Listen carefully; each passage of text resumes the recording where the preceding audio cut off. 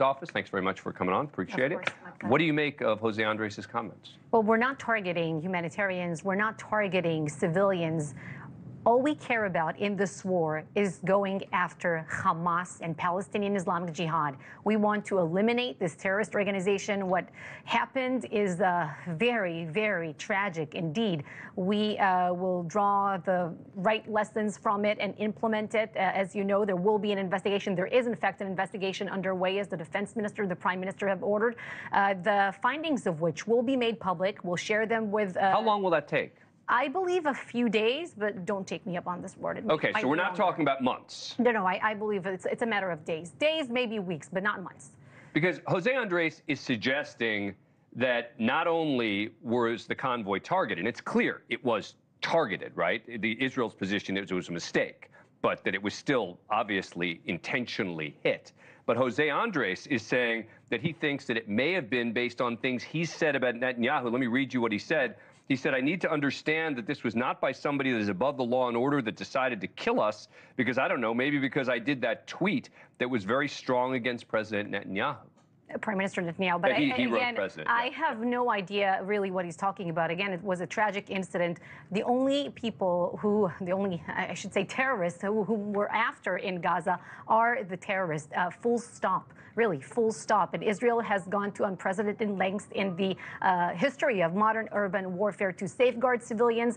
We greatly appreciate the work that these aid workers are doing on the ground. This is one of the first organizations that really was on the ground in Israel after the October 7th massacre, doing work for civilians on both sides of the border, by the way. So one of my colleagues calls them the unsung heroes of armed conflict. So, of course, it's unfortunate, but Dan, I was here on your program before when we discussed other tragic incidents that took place during this war. And I think that it's important to remember that when we do something wrong, we take responsibility, even if it's the most painful truth to admit. But this seems like a different level, right? I understand when Hamas is hiding among civilians and you go into a building and you're coming around a corner and a mistake is made between a Hamas terrorist and a civilian, or you're targeting Hamas terrorists and in the process some civilians are killed. All of that I understand.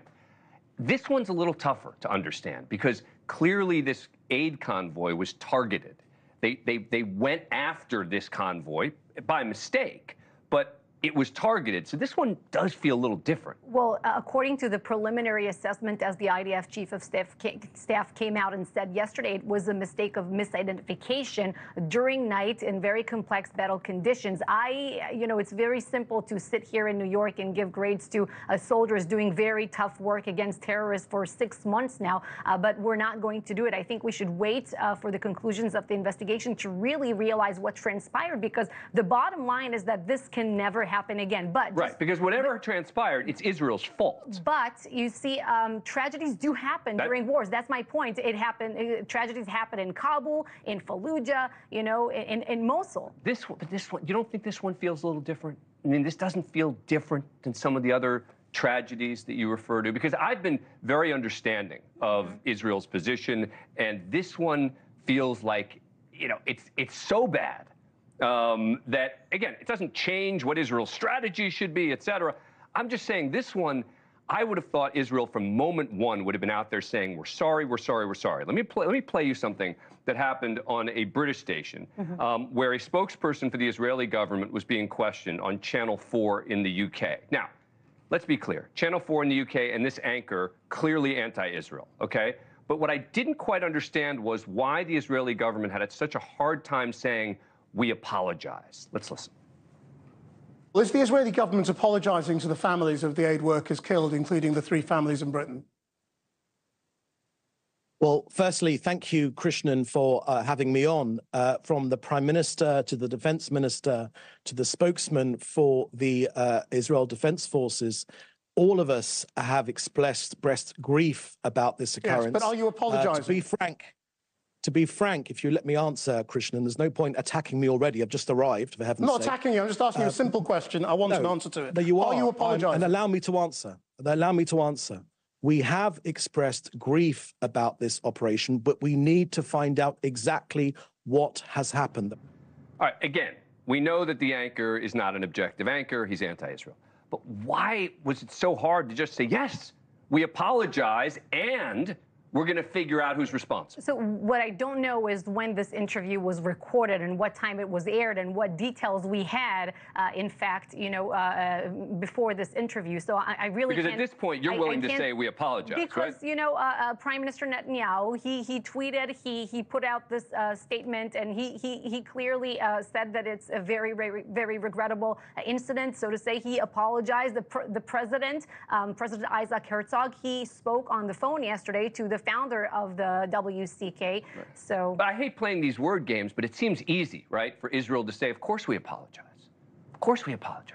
Once we know the fact, really, yes, you have to wait. You have to wait to. No, we apologize. I mean, it's a game of words. That's right. I totally agree with you. Obviously, we apologize. It's a very tragic incident. It should not have happened. And you and I discussed a very, very unfortunate incidents on this program, different ones in the past. So again, when we fully know what happened and that it's our fault, we take full responsibility and accountability. And honestly. I respect the fact that you're saying that this report's going to be out quickly, because I think that's very different than saying months from now we're going to issue a report and hope that it all is swept No, it's not under the going rug. to be months, according to what I understood. Let me ask you about the protests in Israel.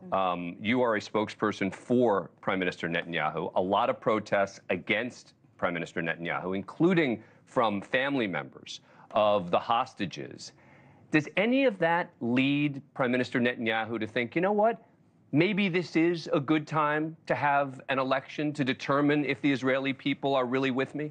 So we're a democratic country, and there are procedures in place, to announce an election and so forth. And I don't think the overwhelming majority of Israelis want to see an election right now, because this would serve our worst enemies. Why? We are united right now. We're focused on the national effort to defeat Hamas and bring the hostages home. This election right now, it will send exactly the wrong message. Why? Because we are, again, when Hamas targeted us on October 7th, they didn't care who voted for who, which party, for judicial reform, against judicial reform.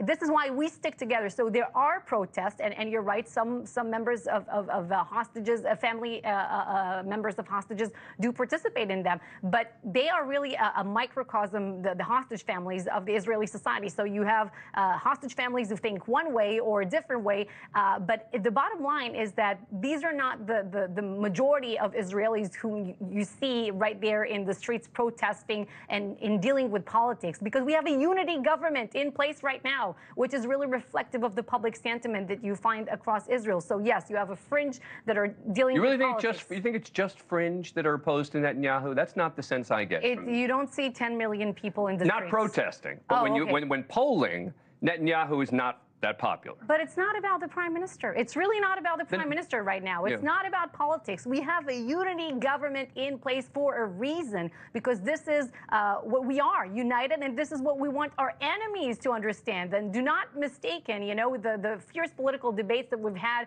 prior to October 7th. Right now, we're focused on one thing alone, a total victory. Tal Heinrich, thank you very much for coming in. Thank you, Dan. Appreciate it.